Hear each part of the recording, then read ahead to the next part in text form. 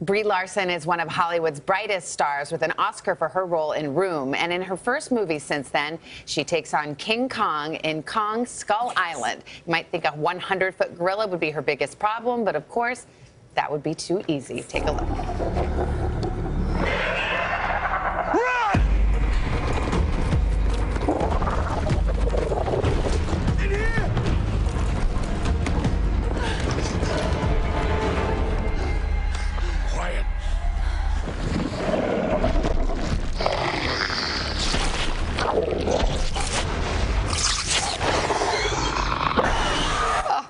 I bet the breath was terrible. I don't like that thing. It has too many teeth. I was going to say, you know, King Kong is usually enough for any movie, but this has this other villainous creature. What is that creature? Yeah, it's called a skull crawler. There's a lot more creatures on this island. I think that's kind of the fun of this film, is they go to this place that we've never seen before, so you never know what's going to pop out. And it's really incredible because it takes place in the 70s, post-Vietnam, which I think is kind of gives it a different feel. It's not in modern times. It's not way back when. It's in a time period we don't often see movies about recently. Yeah, I think it's a great way that we've kind of twisted this genre on its head a little bit, and has a completely new backdrop with completely new characters. I mean, the 70s are such a beautiful period of time, and on top of it, it's analog. You know, it's before the iPhone, so there's a lot of mystery still left in the world. No snapping selfies with the skull crawler. No, none of that. Now, when I think of King Kong, I obviously think of a giant gorilla, but I also think of the kind of like blonde girl that he's holding in his hand, or is that Godzilla? But you know, the idea there's a damsel in distress, that's King Kong.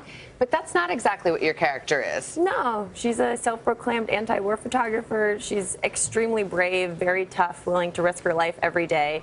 She still has that sense of heart and vulnerability, and that's ultimately what saves all of them, is that sense of empathy. But at the same time, she's not to be messed with. You've been known, of course, for roles that are so different than this. This is like your first big budget action Hollywood movie. Was it a much different experience?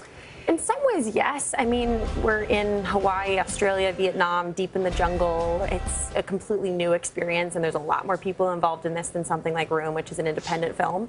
But ultimately, when you break it down, and it's really the same. It's you and another actor. It's a camera. It's a microphone. You know, once you get on screen, it's very intimate and the same. There were these incredibly exotic locations. You mentioned Australia, Vietnam, Hawaii sounded beautiful. Samuel L. Jackson said, though, don't be fooled by the glamour, that it was hot and muggy and buggy.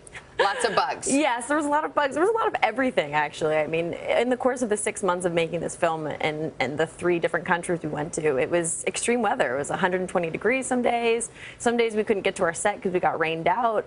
Other days it was so cold that it started to hail. I mean, that's kind of the beauty of this film, is I think it is a story about nature and the way that we've separated ourselves from nature and try to control it. And we had to battle that ourselves every day on set, because if Mother Nature came in and said, it's going to rain today, it didn't matter what we wanted to shoot, we weren't going to. No trailer with a jacuzzi. No, no. But I did hear that you were kind of the cruise director for fun on the weekends, like the ringleader. Yes, I was. We have some pictures, I think. Oh, here we go.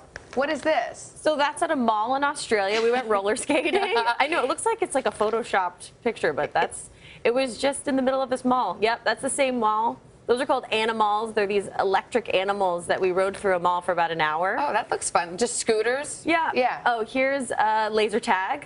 Oh, nice. One of my personal favorites. Wow. Is this a competitive bunch there? Oh, yes. Definitely a competitive bunch. That's what makes it fun. So we just got through Oscar season. You obviously won the Oscar last year. This time you got to kind of enjoy it. You were a presenter, but you also just got to enjoy the parties. What was that experience like? It was incredible. I mean, I think I got to just take it in a little bit more this year, because it wasn't so overwhelming. I didn't have that added pressure of being in this new atmosphere, not knowing if I was going to get up on a stage or not. I knew exactly when I was getting up on a stage this time.